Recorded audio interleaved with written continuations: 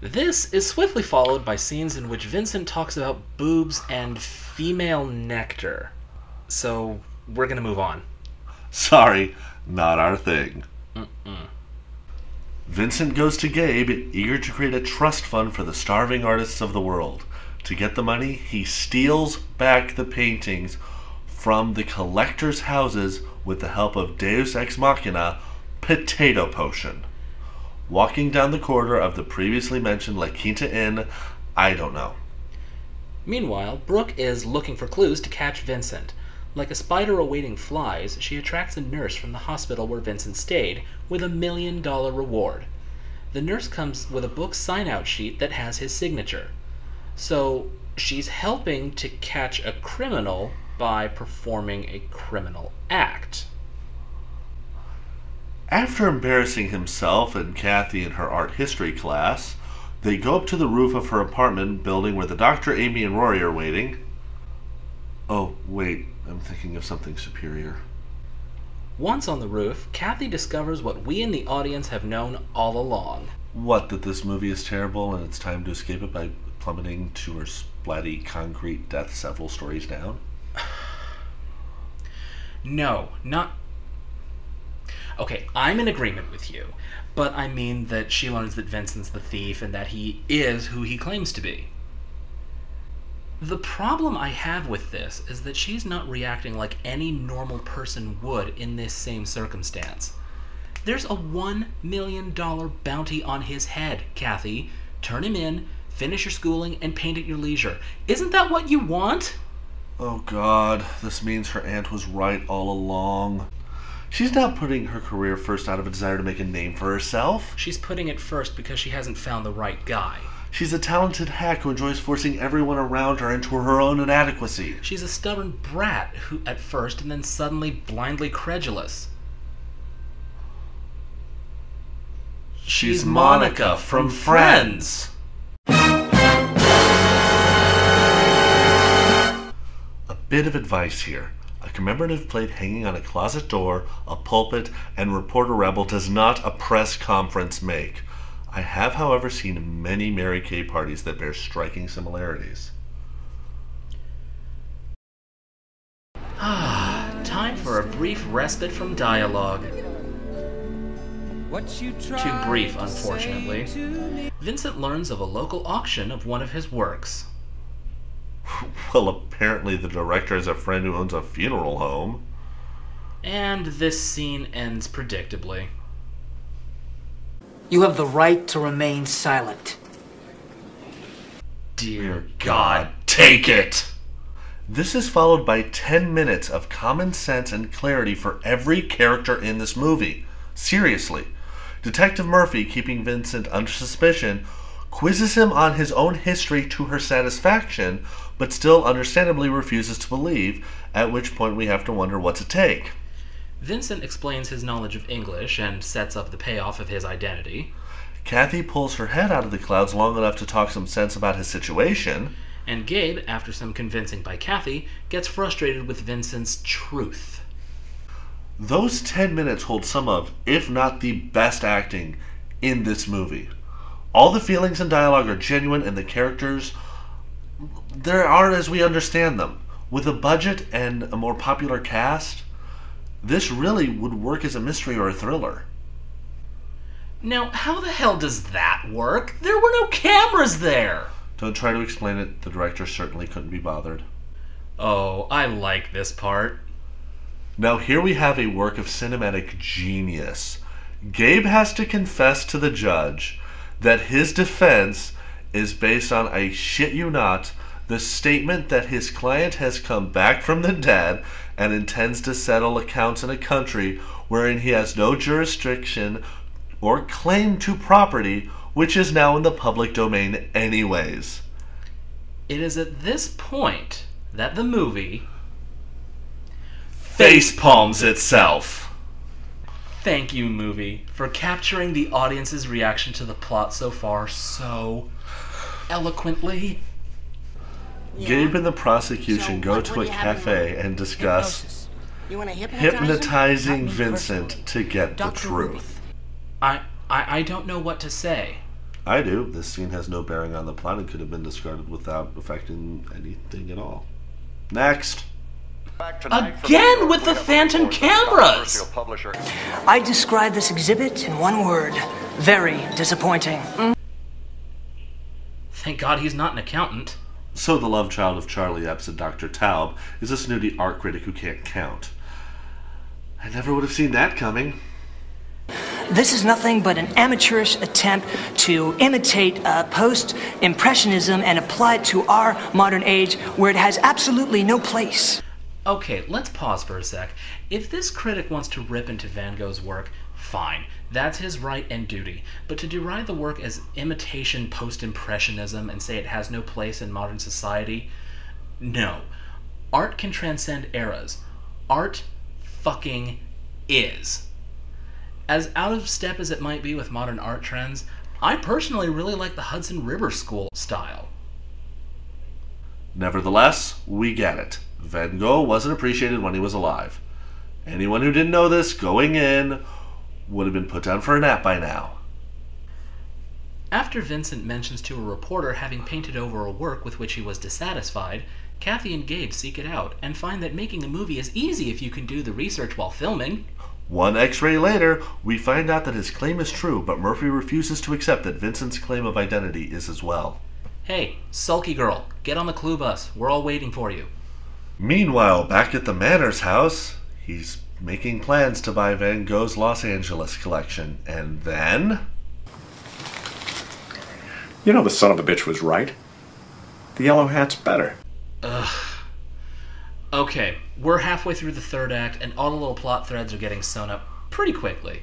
But if there weren't so many of them, perhaps the resolution would feel more satisfactory. No time for that. We're going to France to look for lost paintings. Oh, we're back in Pasadena. Nope, back to France. A 3-minute tour of French churches and a schmaltzy Family Channel moment on a dirt road later, they find the church where Vincent hid some paintings. In a crypt. I feel so cloudy in my mind. Think, Vincent, think. This whole mission will evaporate like a cloud if you give up now. What did you just say? It's gonna evaporate like a cloud. Cloud. Jean-Paul Nuage. Nuage in French means cloud. Remember, kids, repetition equals plot point. Must open it. Harder, Gail. Slash begins now! No, it most certainly does not.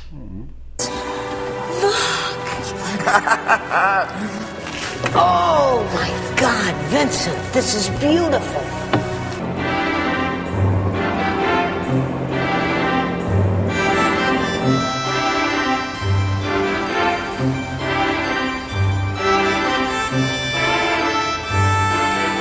How many ways are we going to have to hear Starry Night? Okay, let's wrap this up quickly. Gabe takes the paintings back to the States to verify their authenticity. Vincent appoints Kathy the president of the fund. Detective Greta Von Shoulder Pads in her "you're gonna get what's coming" mindset assures the reporters that they will be exposed as fakes. And Kathy falls in love with Vincent. So now we can add necrophilia to the list of themes in this movie. The flowers can't make decisions. The flowers don't have souls. Don't say that. They do. They most certainly do have souls. M. Night, did you watch this movie? Be honest now. Vincent's 100 days are up, and the sea is calling him back, much to Kathy's chagrin and our relief. While she's looking at his recent painting of the waves, he runs into 2 feet of water and dies, or re-dies, in the cutaway. When it's revealed that the works are genuine, duh! That look is all the payoff we get at the defeat of our antagonist, who in all honesty was not much of an antagonist. She was a cop working from common sense. Anyone else in her position would have acted the same way. The snooty critics at the exhibition were more villainous than she was, but let's face it, critics can get a little catty now and again. But we feel we can set a good example by rising above it. Well, all the baked goods you eat, you're bound to do some rising of your own. Might be true, I do weigh less than you. I'd never really believed him when he said he only had 100 days. I thought my love for him would keep him here. Kathy, you believed everything else he said. Why not that? You pompous douche canoe. Your love would keep him there? A magical spell that had nothing to do with you brought him back, and you thought you could alter its function. And with that, thankfully, the credits roll.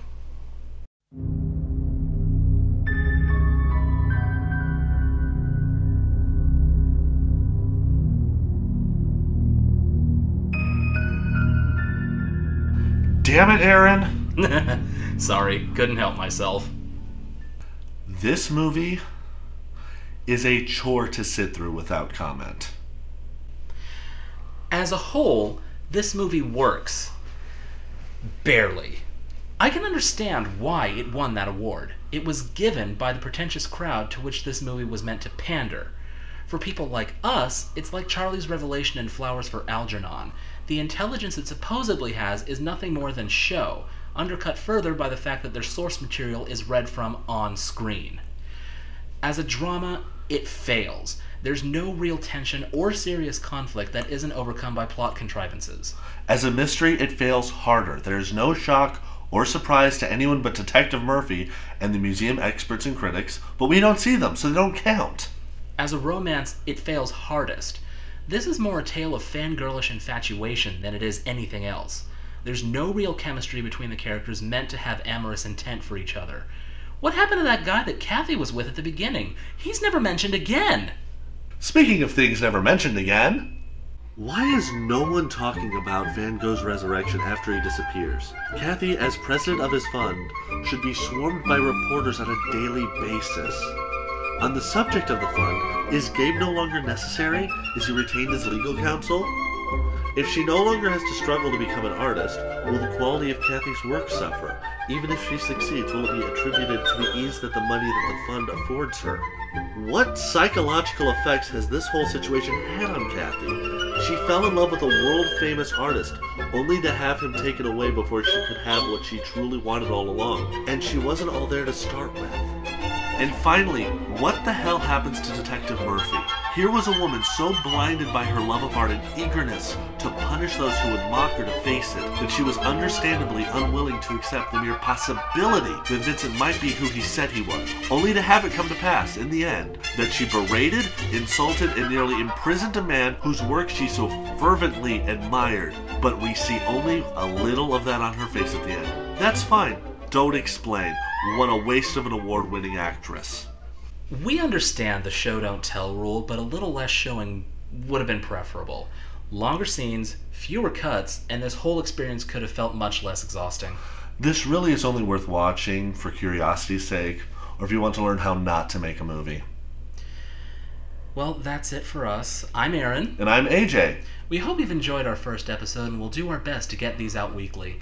You know, we need a gimmick, something to make people, so we stand out or get people to come back. Well, I mean, Nostalgia Critic and Film Brain have catchphrases, but I don't think that's our thing.